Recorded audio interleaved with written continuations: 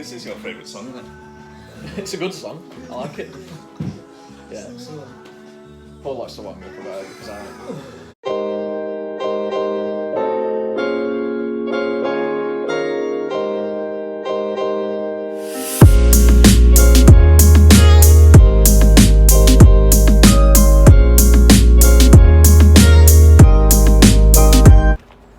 We're on the radio today, and we're literally just in this building here. We're on Sheffield Live 93.2 at 9 o'clock this morning. It's just come past 8:15, so I best get a shift on. But a nice view up here. In the building that we're in was actually our first office last year when we first started the business. So yeah, exciting. I'm gonna go and try and get a coffee on the way there and meet up with James, and let's get started.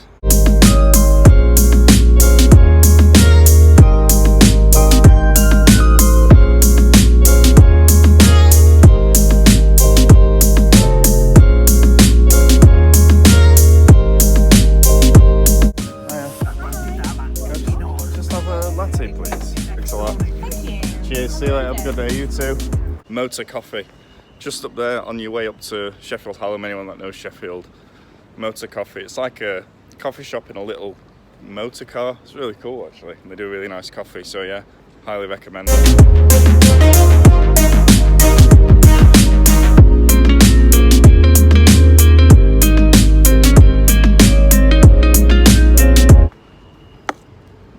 It's always good to do radio because if you're practicing your communication, it's a good way to speak directly to customers and things like that. It's just a fun thing to do as well. We always enjoy it. Try and have a bit of a laugh whilst we're doing it as well. It's chilly today, it's freezing. But no, we're looking forward to this today. We're just going to talk about business and how we've grown this year, because we've had quite a hectic year, to be honest. But we feel like we're just getting started. So there's plenty more to come. Anyway, let's get on with it.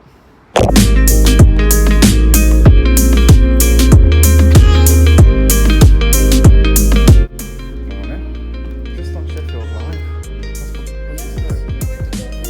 Yeah. Thank you. Cheers.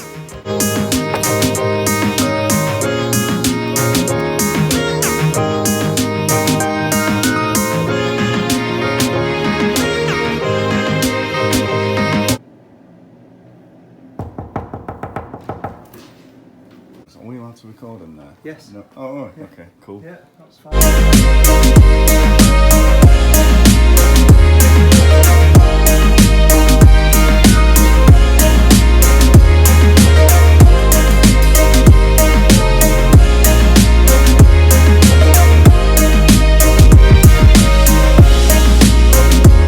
This is your favourite song, isn't it? It's a good song. I like it. Yeah.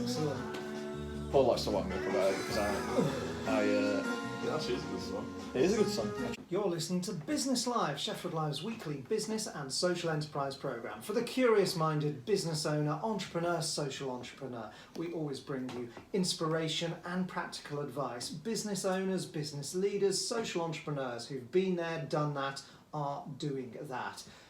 Their stories, the challenges that they have overcome, how they've done it, how they've grown, how you can implement advice from them to help grow your business or social enterprise. And we're always interested in hearing from James and Paul at Food Circle Supermarket, who are in the studio today for the third time, and it's been dramatic growth since they were on last. So James, Paul, really interesting conversation so far. Absolutely. Today. Enjoying it. Indeed, Yeah, Thank it's you. great to hear how things are going. And one thing that you said has been a big factor in growth, obviously understanding your customers. What have you learned about advertising on social media? Yeah, well, like we said earlier, you don't start a business based on hope, but also don't start a marketing campaign based on hope and just throw money at it. Because, even if you spend, £1,000 on one marketing campaign without knowing anything about it or what you're doing, it's not going to bring any results. So what we did and what we learned was test and learn, which I think is something that you should use throughout running the business in anything really. Yeah. Let's test this out. Let's just put a small amount of money behind this and target this audience and see how it reacts, and then analyse the results and understand the results and what Facebook are telling you in terms of your analytics, and then, right, did that work?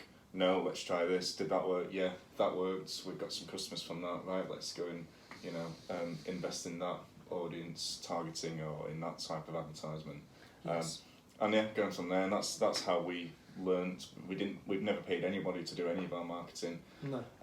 We've just learned from day Yeah, one. and I think what you said before, Jamie, is pertinent as well about you need to understand your customer, and that's again central to this, because you don't run a business based on what you want, and you don't run a marketing campaign based on what you might want as well. So you might want loads of words, loads of paragraphs in there explaining who you are and what you do and what the benefit is, but I think the key is being concise and getting across your value proposition in an impactful way. Like it'd be great to have like I say, reams and reams of text explaining who you are and what you do, but I think people want to know what they're getting, why they should go there, and hope, and also the creative is important as well. So a good image to go with it that illustrates in a simple way who you are and what you do. Yes. It's hard to do that, isn't it? To be able to get your business across in literally 90 characters. Yeah, which it's is very, very difficult. Yeah.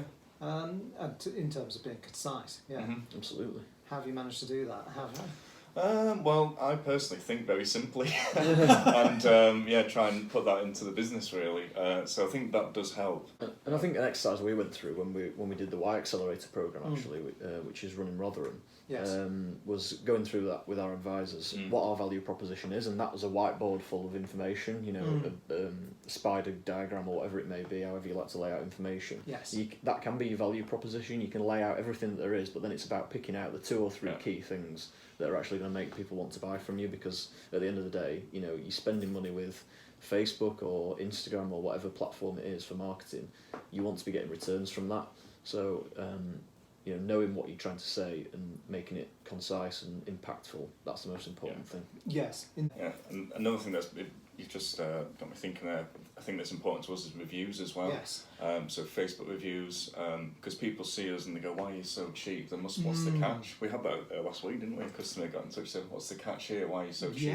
Yeah. Right. So reviews are important for people to say, oh, these guys save food from going to waste, etc.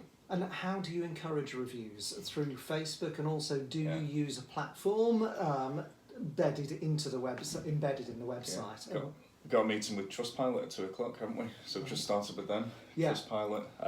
So they're really good, and it's probably they're one of the biggest review platforms out there. So we're quite new to that, and that's our customers like that, isn't it? Could you give any advice, whatever platform people are using, in terms of how to encourage customers to leave reviews? Because it can be quite difficult to get customers to leave a review. Yeah, it can. I mean, they do integrate with a lot of websites, so it's useful to have a box or at least a button on there to point people in that direction. And I think it comes back to again having a close sort of relationship with your customers as well, and speaking to your customers, because we get people contacting us saying we're really pleased or whatever it may be. It's then about saying to them, well, if you want to sort of tell the world how pleased you are, then you can go here and you can help us by leaving a review. Yes. Okay, we've only got a couple of minutes left. Yeah. Twitter is @FoodCircleUK, Instagram @FoodCircleSupermarket, and the same for Facebook as well. Grand, super. Well, it's been an absolute pleasure talking with you both, Paul and James. Now, where are you going to be this time next year then? I'll let you take that one, mate. Well, it's a very good question. I mean, being tenfold growth would be lovely again, but we're realistic as well. So, we do want to significantly grow the business in the next year. So hopefully we'll get there. Fantastic. Well, congratulations on where you've come so far. Absolutely brilliant. Thanks, Jamie. Really, really pleased to hear it. And James Barthorpe, Paul Simpson, Food Circle Supermarket, pleasure speaking with you. Pleasure, Jamie, thank you. And you've been launch event for the next phase of the programme, Tuesday the 24th of September. Get along to that and find out, because the Social Enterprise Exchange Programme, that's it. Let's have table tennis. Oh yeah, thanks a lot. See you later. See you guys. Take care. Right. Shall we go back to work? Yes. Let's go. Thanks for watching the video. Hope you enjoyed that. We interrupt this program to bring you a special report. Link to the podcast for the radio show has been posted on our Instagram, Facebook and Twitter, and also LinkedIn. If you want to give it a good listen, I'm sure it'll be enjoyable for everyone who wants advice on business and all that sort of thing. So yeah, that's the end of episode 2. Thank you.